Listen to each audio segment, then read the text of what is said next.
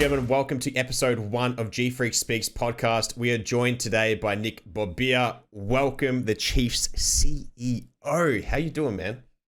That's a great introduction. I'm doing well, bro. It's obviously been a long time since we've had an opportunity to catch up. So happy to be number one too. I'll take that. Yeah, I had to give you the privilege, man. You know, number one esports team in Australia and number one CEO. There we go, baby. Oh, that's gas. Appreciate it. But I really appreciate that. Large gas. So tell me about yourself, man. So when did you first get into esports? I first got into esports. Look, I'm a dinosaur, obviously, compared to some of the other people kicking around. I kind of got in around Call of Duty 4 a little bit before. Call of Duty 4 was actually my first, I guess, competitive title. So I used to play on a site called Six Axis Gaming, which was the predecessor to Cybergamer. And then, you know, we played competitively 6v6 Call of Duty. As you can imagine what that would have looked like with all the game modes. And then I guess from there, it transitioned to Cybergamer, where I was still playing. We competed on both PlayStation and Xbox at the time. So that was, well, I think we're the first team to do that as well. So we kind of bounced around between PlayStation and Xbox on all the S&D leagues. And then, yeah, I was a platform admin as well. For PlayStation on Cybergamer, and then eventually kind of, I guess, stopped playing. You know, it kind of changed to that 4v4 that you see today. And mate, I was too old, so I had to had different priorities in my life at the time. And I guess I had the ambition to kind of start a business as well. So yeah, that's kind of like my little background story as to how I got involved. I still love Call of Duty. I still enjoy competitive gaming. So. Yep. Just not as sharp as I used to be. Nah, fair enough, mate. Look, I guess, you know, it kind of dwindles away, but if you pump some Red Bull into your system, you just reactivate, mate, and get the wings happening and happy days. So when you were younger, okay, what was the first game you came across? Like you were talking about Call of Duty just then when you were, you know, obviously I'm guessing, did you say in your teens or your 20s? Yeah, I was 20, I think. Yeah, so before that, when did you first come across gaming in general? Or when did you hear about it? I mean, this would really show my age. So yeah, I was playing like the original Sega Master System, that kind of age. So I was playing, I guess, the OG Mortal Kombat was probably one of my first games, and I think I had every kind of console ever since. You know, I still remember playing, you know, the original COD on PlayStation 1 and 2 and all that kind of stuff. So, but COD 4 was like the first multiplayer. Yeah. And I think back then it was the really dodgy Australian dial-up potentially, I think, for that multiplayer as well. So I thought it was probably the best thing ever, but I couldn't imagine playing how like on that kind of connection now. So, but yeah, I think my first ever game would have been something like Mortal Kombat, I think, or something lame like Sonic or something like that, potentially. Hey, did you ever, when you first got into Call of Duty 4, because I remember when I got into it, right? 2007 when that game dropped. And it was the PS3 when the big one came out. It was like $1,000 to cross compatibility and all that. That thing is a monster nowadays. Do you remember like the first time you chucked a Claymore down and like how cool that was in a game? Like it was just like, I never knew this existed. Like you chuck it on a bridge and you like, and kill someone and you're like, wow, that is insane, man. Like, and then you go to MW2 and you have all these other attachments and stuff. It was mind blowing, man. Were you a camo grinder? I absolutely was. So especially on COD 4 with to get all the gold camos and stuff like that. I think we used to do even like we'd have one of our mates jump on the other team and we'd meet up somewhere and do the headshots, all that kind of dodgy stuff as well to get the camos. Like, you know, I kind of miss that. Like you don't really see that today. You can buy skins now, right? You're not really.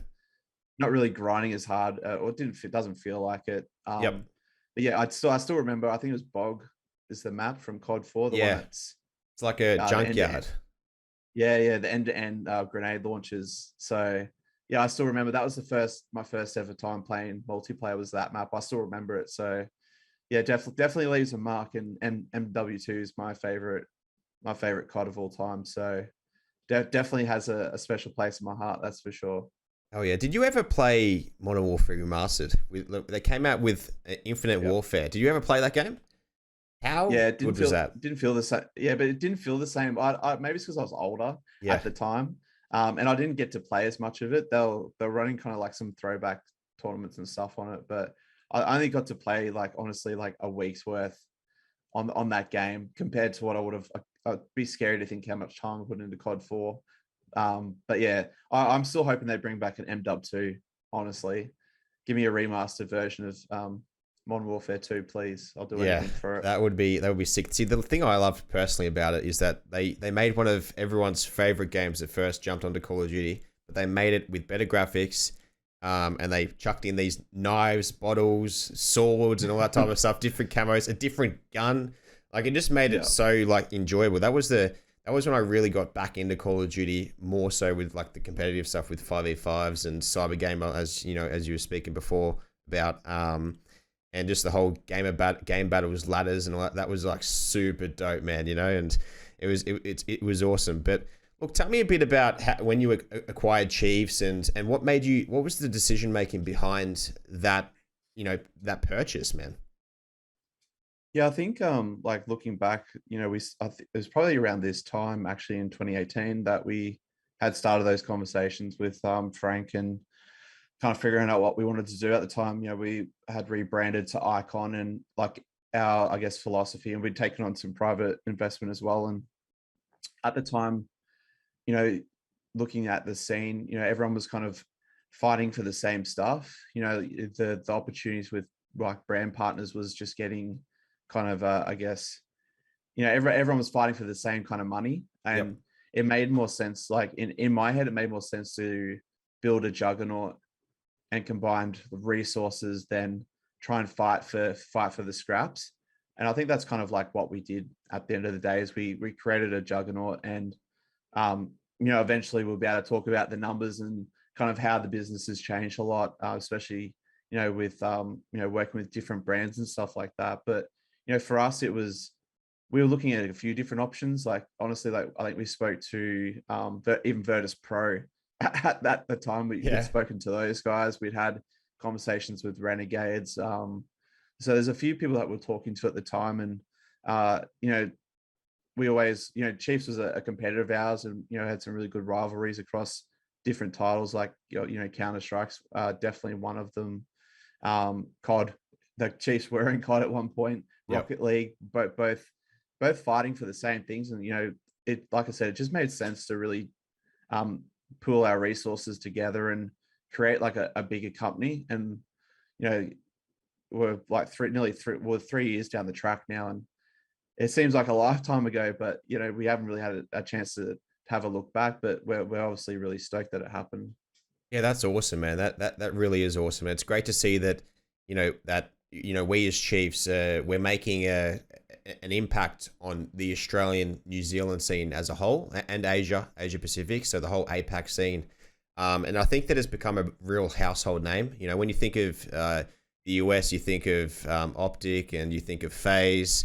And when you think of Australia, you think of, you know, Chiefs, Order, and Mindfreak, and so on. So it really is great what you guys have done, what you're doing as well in the team. But look, it isn't all rainbow and sunshine. You know, it's on the Instagram page, it looks great and all that type of stuff. But ultimately, not everyone knows what happens behind the closed doors. Like, you know, you might be driving cool cars or flown out to an event somewhere or doing something cool. But tell us a little bit what it's like behind closed doors, you know, what the stuffs that people don't see, the cogs turning and all that type of stuff. Tell me about that, the day of the life and whatnot about closing a deal. Tell me about that.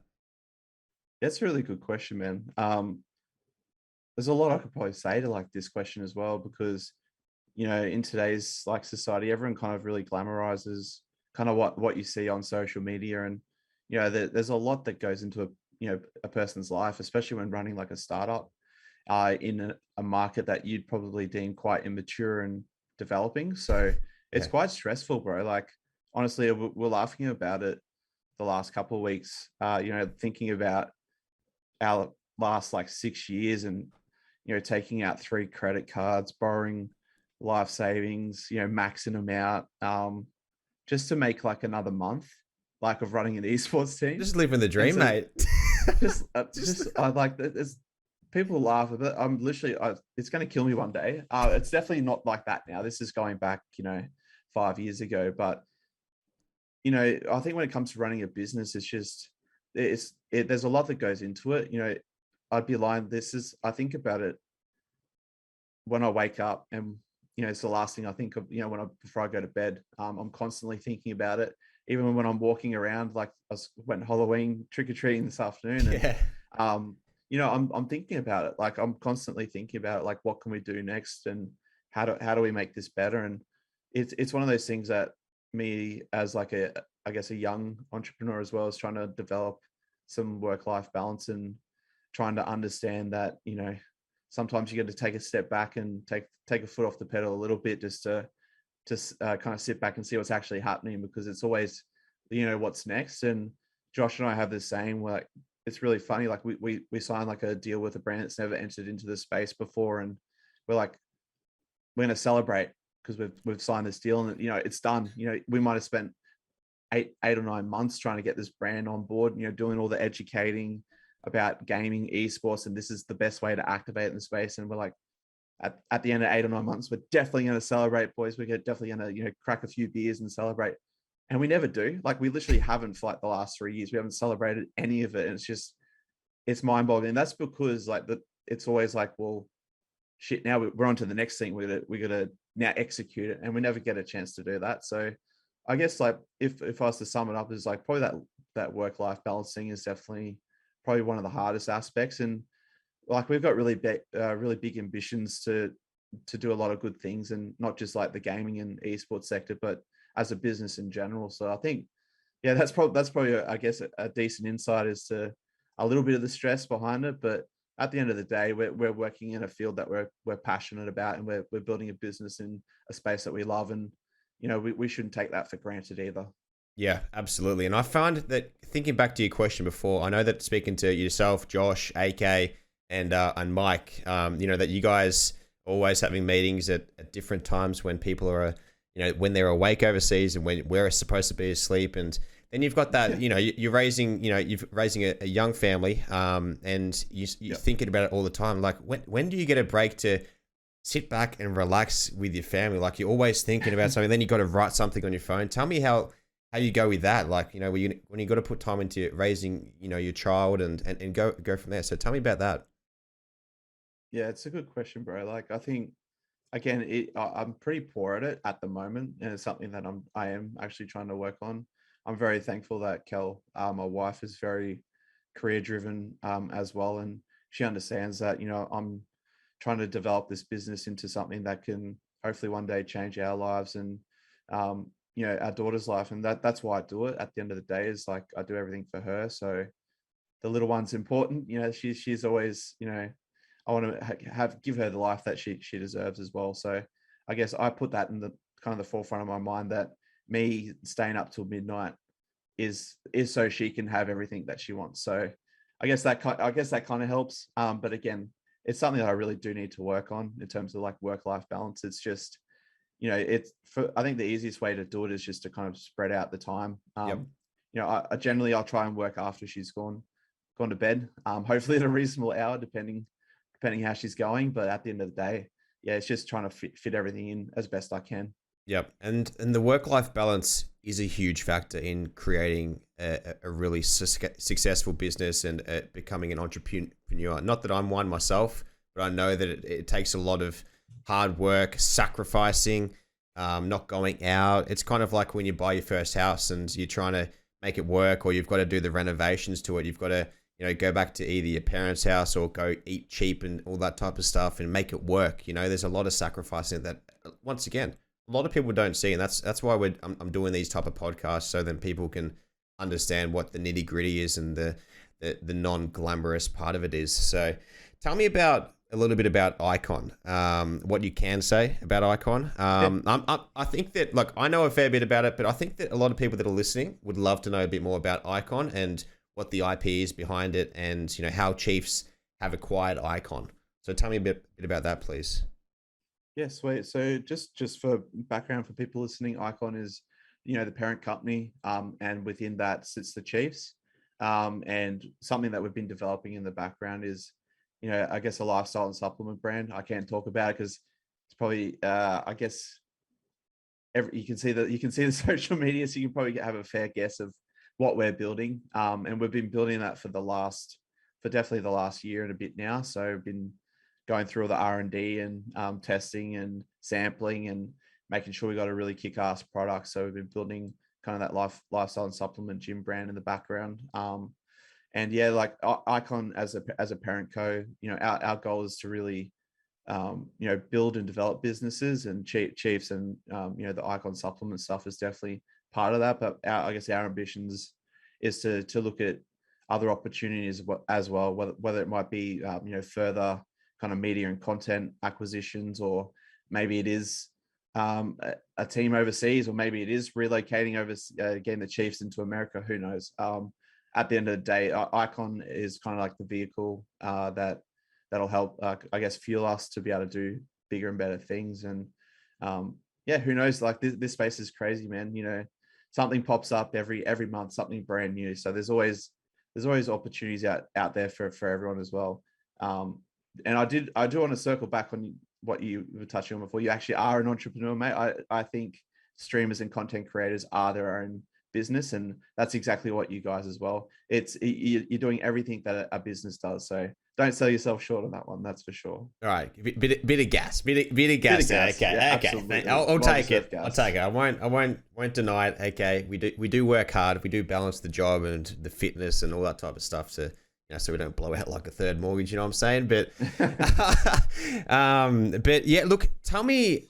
I really want to know about what the process is behind getting a protein powder on the market, a creatine, a pre-work. I can imagine it would be a headache. So tell me about it.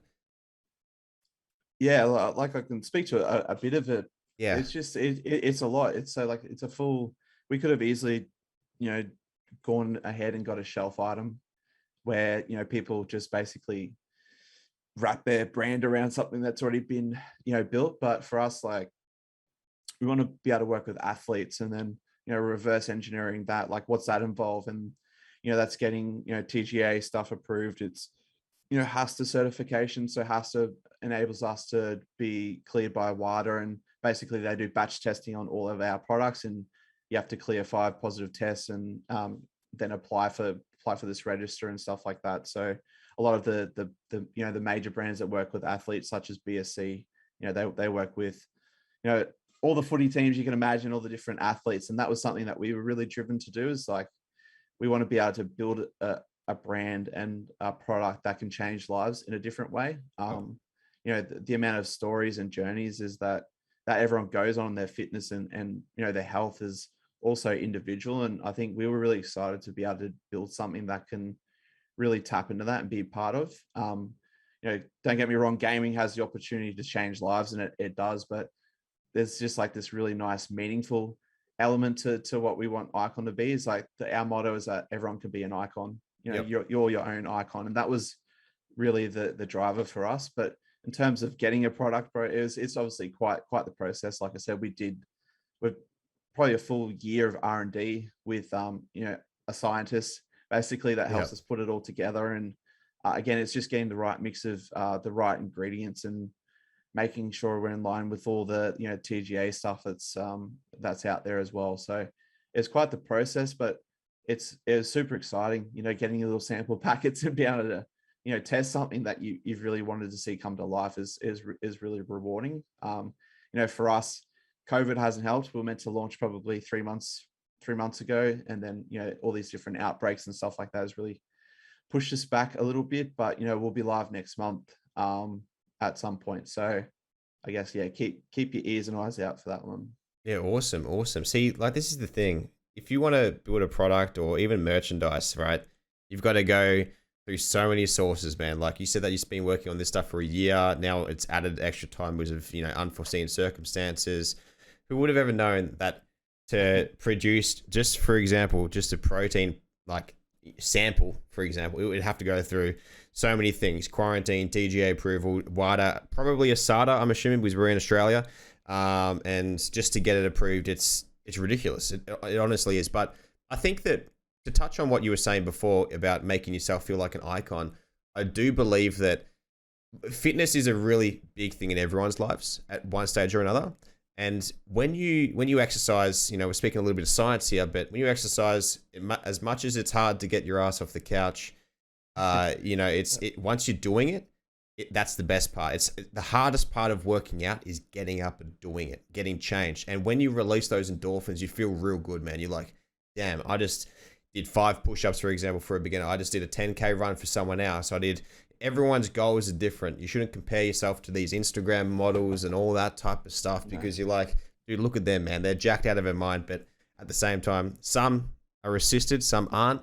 And it gives you a false reality of it. But yeah, the pressure of all that is insane. So tell me a little bit about the pressure of performing and putting a meal on the table with esports. You know, having this big company behind you, you've got this pressure of constantly up. You know, you're up late. You know, all the time.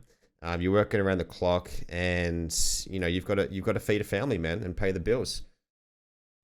Yeah, it's like I'll do anything to do it. Basically, that's like I'll do anything to make sure that our family's got food on the table and clothes on the back. And again, like I said, if that means I'm working till 3 a.m., then that's what I do. That's what I do as a man. So I'm happy to sacrifice a bit of sleep to make that happen. But I think, like I said, Kel's a very supportive wife, and she's been on this journey from the jump, and she's seen all the lows, all the highs. So I think having her as a support network's obviously really awesome. And I think we've got, a great team as well that have all been in the trenches for, the entire ride. So I think, we're all driven to see this thing succeed. And, our goal is to keep building and keep bringing on good people. That's our biggest thing. And, that's through both Chiefs and Icon. They're both a little bit different in terms of like what we do, in terms of like a hiring process and who we'd bring into the teams. But again, that's something that we want to do within the industry as well. We want to be able to facilitate hiring good people from our industry. And, that's always been the goal, is to try and give back in that regard as well. But yeah, hopefully I didn't go too far off the track there, but to be honest, bro, like it really is just like the pressure's there. But at the end of the day, we started out, like I said, maxing out credit cards just to make, another month, to be able to finally get in a place where, we're cash flow positive, we're profitable, and building a business that's continuing to grow. So, our goal is to keep doing that. Yeah, that's awesome. And it really is a tough thing. Like, you never know how it's going to be. It's like when you stream, for example, it's always fluctuating. It's a big roller coaster, up and down, up and down. That's why we always say, to have other avenues of income, which is YouTube for content creators, which is advertisements on Instagram, Twitter, monetization, Facebook as well, and whatnot. So actually, Mark Zuckerberg's changing it to Meta. What are your thoughts? What are your thoughts about that? That is insane. That's cool. That is cool. I'll be super honest. Like, I haven't even read into it that much. Like, I saw the announcement. I think I've seen more memes than actual information. So I'm aware they've done something, and that's about it. But like, at the end of the day, they're such a big company, and you're not going to keep everyone happy, are you? Like, it kind of is what it is, and they've broken the ground for the internet. They're the trailblazers. So I'm sure whatever crazy thing he's coming up with, it's pretty hard for it to fail. Yeah. Look, I actually, admittedly, I watched Free Guy last night. Have you seen that with Ryan Reynolds? No, I haven't yet. Is it any good? Yeah, so before I watch it. Yeah, so it's kind of like picture a GTA game. Okay, everyone has their own like apartment garage type of thing, and then picture an NPC, an unplayable character that somehow picks up the glasses which the playable characters has, and he unlocks the ability to do what they do. And so he's an AI, which is Ryan Reynolds, and it kind of comes to life. And he realizes and starts to, because he's AI, artificial intelligence, he kind of learns and does things. So look, great movie, but it kind of brings that meta shift to reality, man. Like, it kind of brings more meaning to crypto. It gives more meaning to NFTs, and that's your picture there whenever you purchase a house, whenever you purchase a gunning game. Like, that's where I think that it might be going. Personally, I don't have any of that stuff. I don't have the money to risk to spend on it, because technically it is artwork, like graffiti work, like the Mona Lisa, all that type of stuff. So, do you yourself have any NFTs or anything like that? No, look, I got in quite late, which sucks because people have done quite well out of the space. Yep. I've got a bit of Bitcoin and Ethereum, Yep. I will say. So that's my street cred for the moment. But Yeah. I'm definitely people really try kick the space around a little bit. And it's just like it's going to happen, Yep. whether they like it or not. It's the technology behind it is going to be a big part of our lives. Yep. Over the next 50 years, and it's going to get better. Anything that starts out from where it has is there's people that with Ethereum, especially with the environment, stuff like that as an example. People are going to redefine what this kind of technology can do. And I'm as well as I do, people buy skins in game.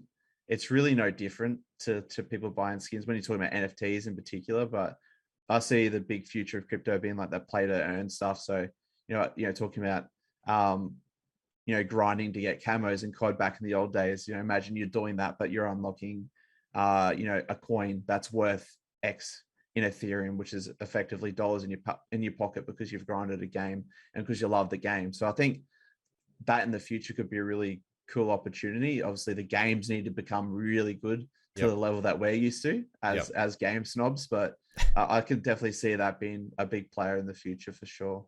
Yeah, awesome, man. And I see it bouncing back to Zuckerberg, with this meta thing, it's all about a virtual reality, instead of going outside, which I don't know how I feel about that.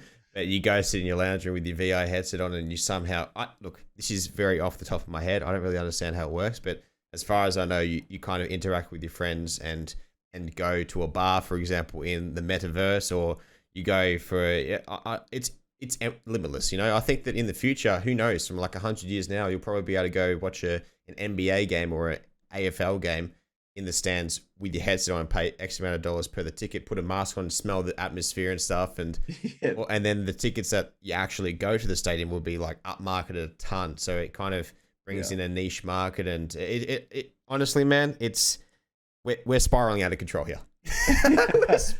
No, it's crazy. I'd be on board. I'm on board for technology getting wild and crazy. So obviously we need the price of VR headset to come down a little bit by then. But I'm all on board. I'm all on board. Them doing some crazy stuff like that would be sick.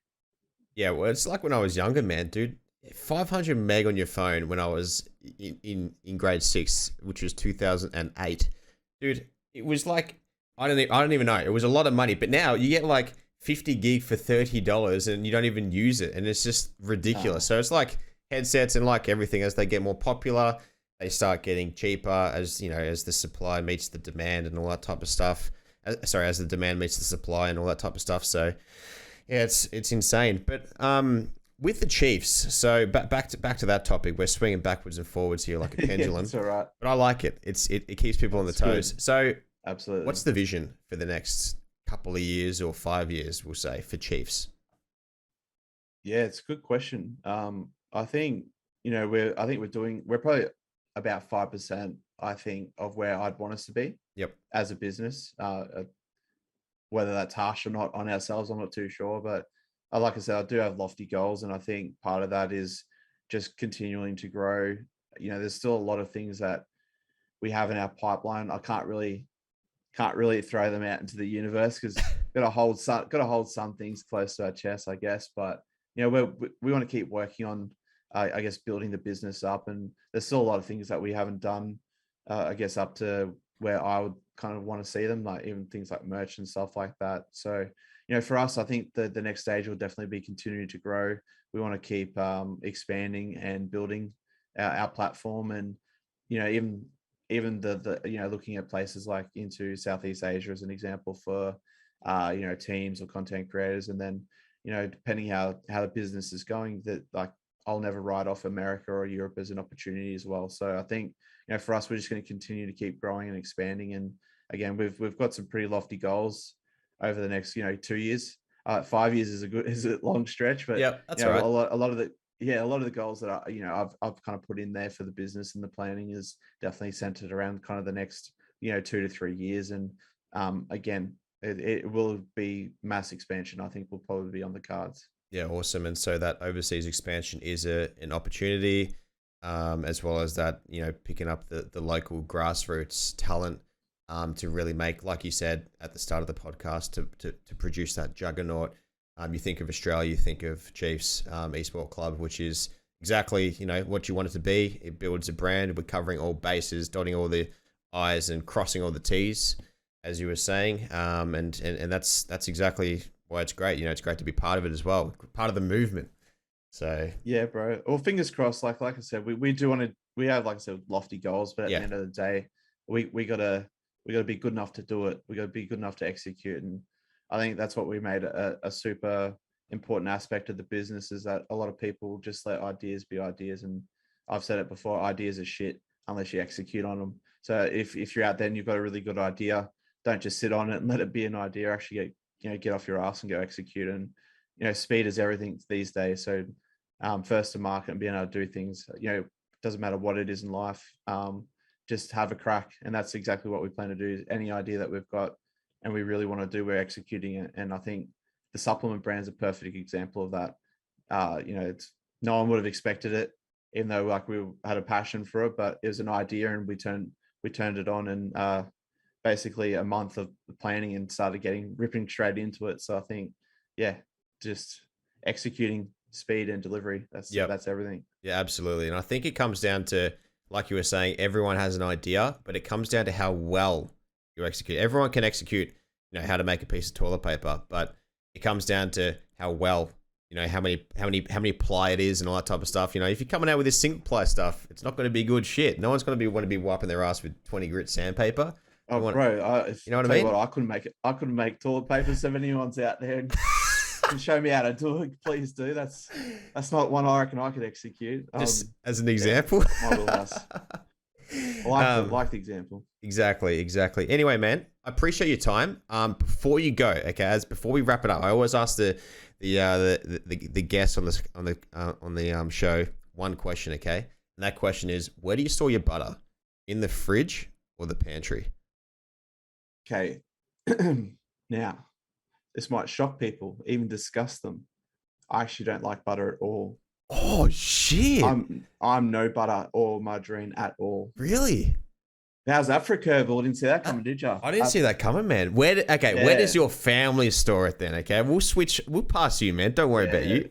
No, fridge. I think Kel keeps in the fridge, but she's South African, so I don't know if that's weird or not. So we can blame her heritage if that's like weird. But like, I don't have butter at all. It's super weird. I never have. Like, so you picture trying to do bloody like toast and stuff. Sometimes it can be a nightmare. There's some science behind it. You got to get the right temperature on the toast. So that's it. I'm a no butter and no margarine guy. No, fair enough, mate. It keeps the kgs off and it just makes you shredded, bruh. That definitely hasn't helped, but yeah, we'll go with that one. Let's stick to that. I like the strategy behind it. Anyway, thank you so much for your time tonight. Appreciate it. Once again, ladies and gentlemen, where can we find you on the socials, Nick? Oh, look, mate, if you want to hit me up at Nick BOBIR on Twitter. I actually have no idea what my Instagram is. Sure, I assume it's my name. So you'll find me there. If you're on Instagram, I'm literally just posting pictures of my child. So might not be that exciting, but you can keep up with all my bullshit on Twitter. Keep up with the CEO of the biggest esport org. Come on, mate. We got to gas it. Mate. The next Hex, mate. Okay. And also you can find him on @Chiefs ESC across all the socials, ladies and gentlemen, boys and girls. That's the end of episode 1. I'll catch you guys in the next one. Remember to be safe, stay swell, and as always, baby.